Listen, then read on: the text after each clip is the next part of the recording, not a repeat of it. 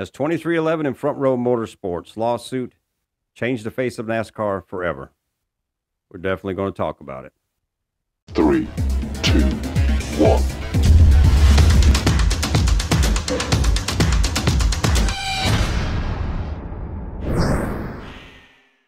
What's up, everyone? Hope everybody out there is off to a great Thursday.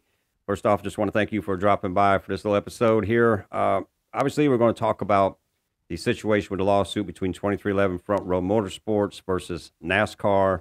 If you're not familiar with this, easily researchable. Let me just put it that way. You can go out there and figure out everything about that. I'm not going to bore anybody with the details. If you're following racing, most likely you know.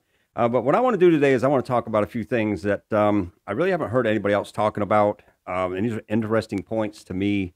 And this is other people that are going to be affected by this situation right here, other race teams, possibly drivers, and different people that are being brought into this lawsuit. I mean, there's a lot of aspects to this that also other manufacturers. Could this affect other manufacturers coming into this sport?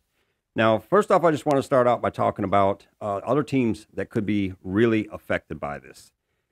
Now, I have to bring out Stuart HW Racing first and foremost, because we got these situations right now where what NASCAR is doing is they are denying most of the things against 2311 and Front Row, and part of their process that they want to do is they want to reduce the charter system from 36 cars down to a 32-car charter system. Now, other people have said, you know, where do these charter? Who's going to lose a charter? Obviously, currently, Front Row Motorsports has 2 charters. 2311 has 2 charters. So you eliminate those 4. There's your 32 charters. So I think that pretty much settles that situation right there. But again, now we got to look at the other guys out there. Now, one of the biggest questions to me is Stuart HW Racing, because obviously they started out with 4 charters to sell. By all accounts, 2311 and Front Row, we're going to purchase these, which obviously now with this situation, with them not signing charter deals, that would not be possible. That would not be the situation. I do not know whether any money had transferred hands prior to this, but I have to take it as probably not at this point. So this would, by all accounts, leave Stuart HW Racing with 2 charters right now that are on the open market. Now, this being reduced from 36 to 32, if this does in fact happen, does that make these 2 charters really, really valuable?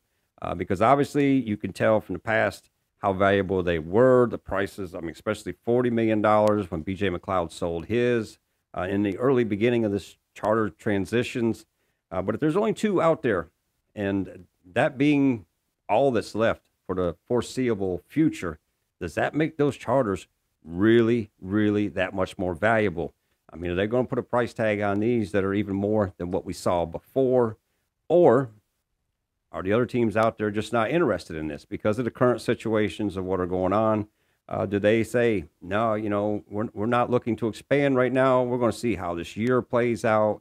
And if that does happen, does that leave Stuart HW with 2 charters just sitting on a shelf waiting to see what happens? So as far as I see it, they could actually turn out to be really big winners in this situation, or possibly could be big losers in this situation. Now, one of the other things I want to talk about here is, again, if they do reduce to 32 charters. Now, the reason why there was only 36 charters to begin with, but 40 starting spots, was because NASCAR held on to 4 spots for future manufacturers to come into the sport. Basically, it was a way to intrigue and lure in other manufacturers to come in, something NASCAR has obviously wanted to do. And there's been no doubt a lot of talk about this, from Honda to Dodge coming back. I mean, I've even heard Hyundai at one time. Different measures to try to lure other people in.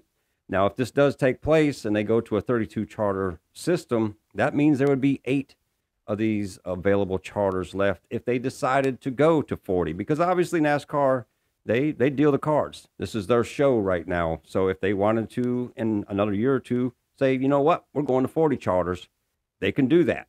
And again, is this a great play by NASCAR to lure in these manufacturers to say, you know, before we only had these few spots. So at the most, if just say 2 manufacturers come in, at the most, you could only have 2 cars out there running. But now you could have 4 out there. So this could be a great play by NASCAR to do something like this, to get these other manufacturers in there. again, there's no telling. There's no telling what's going to happen with this. But as far as I can see right now, I mean, 2311 in front row had the opportunity to sign. They didn't do it. NASCAR is like I say, this is their ball game. They want to go to 32. They can go to 32. I don't see as if the the owners group would get together and have problems with this, because obviously these guys, by the way it's being set up, the current owners that are signed are going to make more money. That's the way NASCAR is designing this. They're going to cut that money to the charters, the 4 charters that would be eliminated, give more to the team owners that signed, and also give more to open teams to come into the situation. So the RTA, I think, the Race Team Alliance, I think they're going to be like, okay, sorry, Michael, we're getting paid more. You could have jumped on when you wanted to, Denny, just everybody involved with this. So again, very interesting to see what's going to happen with this situation. And the other aspect of this is these open spots, because NASCAR is saying we're going to pay more to open teams to race in NASCAR. This is something that I said in the past that I wish they would have done that prior when they had the 4 spots open. I wish they would have set up a better pay scale for these guys to try to make it more attractive for independent teams to come in. In 2025, if they do this, could very possibly happen. I mean, right now you got BJ McLeod. He's pretty much probably the only independent guy that races multiple races throughout the year in this situation. So, if he's making better money and doing something like this, BJ McLeod could end up being the most beneficial guy in this whole situation throughout, for selling for $40 million and then turning around, basically another season later and going out there and running for good money, and could potentially go out there and run again a full-time schedule and make possibly what he was making before with a charter system. So very interesting there.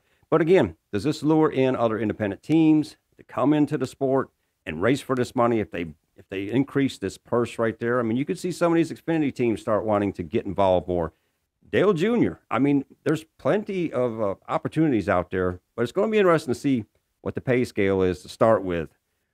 Now, the other thing about this too, with these teams not having a charter system like this, is sponsorships, because this is something that's obviously going to be drugged through the mud, through the media and everything else. It's going to end up completely in the court systems and a trial. Do these sponsors that are on the side of these cars with 2311 in front row want to go through this with them? Because obviously they're out there to put their name on the side of these cars to consumers. They want to relate to consumers. And when you got people like Michael Jordan, Denny Hamlin, obviously people look at as being really wealthy. And it's really hard for the average person to associate their daily life to theirs.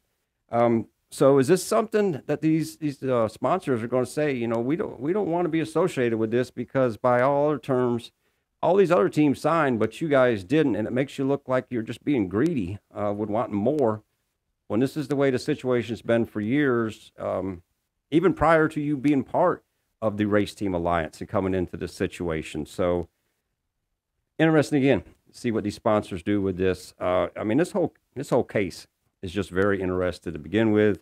And it's really interesting some of the names that are already being brought into this case, because you've got Dale Jr. Download being brought into this, Actions Detrimental with Denny Hamlin. I mean, Toby Christie's in there. Obviously NASCAR, Jenna Fryer, Matt Weaver, both great reporters that cover racing, and their names are already involved. Now with trial, how many other names are going to be involved? How many other people, from team owners to drivers to everybody, are going to be drugged into the situation and have to testify? And the other thing about this too is with these teams, I mean, if they lose these charters, they lose this money. It's been reported for so long that these teams are struggling with the current pay. That's what they've said. I've said it in the past. I see everybody out there driving fancy cars, living in big houses. So obviously they're not out there working for free. But obviously these teams think that they need more. But again, you got these drivers out there with these teams. If these guys don't have this money to pay these guys, and also, these sponsors start dropping off, what happens to these teams? Is there an opportunity that these teams have to fold up because it won't be an economical choice to continue on? And with that, I mean, could you imagine right now if Tyler Reddick was on the open market out there to go out there and drive for somebody else? And this also increases the reasoning behind other teams, independent teams, to come in and try to develop themselves over this season to be a potential luring team for some of these drivers that would lose their ride, basically, if these teams did have to fold up. And I'm not saying that's going to happen or anything like that. Obviously, this is all going to play out in a court of law, and we're all going to find out together sooner or later. But anyways, I want your thoughts on this down below. Always curious for all your thoughts. Love everything that comes in. I think this is a very talk-worthy subject, so I definitely want your communication on this. And man, hope everybody out there is having a great day. As always, we'll see you at the checkered flag.